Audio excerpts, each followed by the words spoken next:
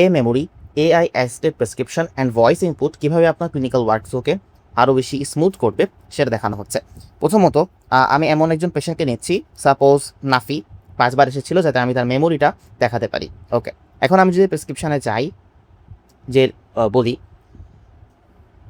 Named Nafi, age 80, weight 64 kg, and chief complaint is fatigue, weight gain, and cold intolerance, constipation, and dry skin. On history, we find that the patient has lethargy, reduced exercise tolerance, difficulty concentration, and on examination, we find that slow pulse, dry and coarse skin. Also, we find that T3, T4 level is low, whereas TSH level is high. পুরো অডিওটি process হবে এবং প্রত্যেকটা বক্সে আলাদা আলাদা করে বসে যাবে। প্রত্যেকটা বক্সে কিন্তু আমার বসে গেছে এবং এআই মেমোরি রোগীর প্রিভিয়াস মেমোরি থেকে আমাকে শো করছে।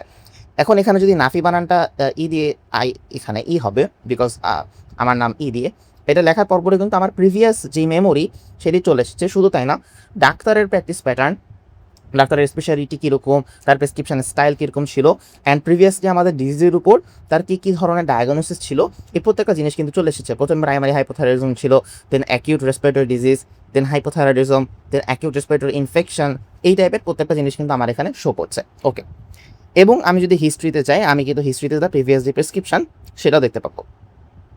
ওকে, এখন আমি প্রফেশনাল ডায়াগনোসিস চাইলে নিজে লিখতে পারি, অথবা চাইলে এআই যদি আমি না ফাঁকা রাখি তাহলে এআই জেনারেট করবে। এখন আমি যদি এআই অ্যাসিস্টেড প্রেসক্রিপশন কীভাবে কাজ করে সেটা দেখাতে চাই, তাহলে এই যে এখানে আসার পরে এই প্রত্যেকটা বক্সে আলাদা করে এআই কিন্তু প্রাইমারি হাইপোথাইরয়েডিজম শনাক্ত করেছে এবং কি আমাদের টেস্ট লাগবে, serum TSH test, free T4 and CBC এগুলো, দেন ফলো আপ কী হতে পারে, দেন ওষুধ পরামর্শ অ্যান্ড ওষুধের এই জায়গাটা যেটা, এটা মূলত ডাক্তারের জন্য ফাঁকা রাখা। এখানে আমরা লেভোথাইরক্সিন যোগ করতে পারি, আপাতত কিছু দিচ্ছি না।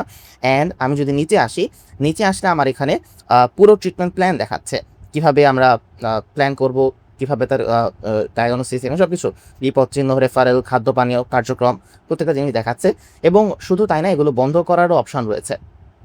এবং এখন আমি যদি প্রিন্ট করি, সাপোজ এখানে চাইলে আমি এডিটও করতে পারতাম। সাপোজ আমি এখানে ECG টেস্ট যেটা আমি দিতে যাচ্ছি না, এখন আমি যদি প্রিন্ট করতে চাই, তাহলে পুরো প্রেসক্রিপশন আমার কাছে প্রিন্ট হয়ে চলে আসবে। অ্যান্ড আমি রুইকে Prescription Idaho 7B40869 generated successfully. Okay. System clearing for the next sheet. এখানে আসার পরে আমরা চাইলে তাকে PDF দিতে পারি, প্রিন্ট করে দিতে পারি, অথবা হোয়াটসঅ্যাপেও কিন্তু তাকে সেন্ড করে দিতে পারি আমার এই প্রেসক্রিপশনটা।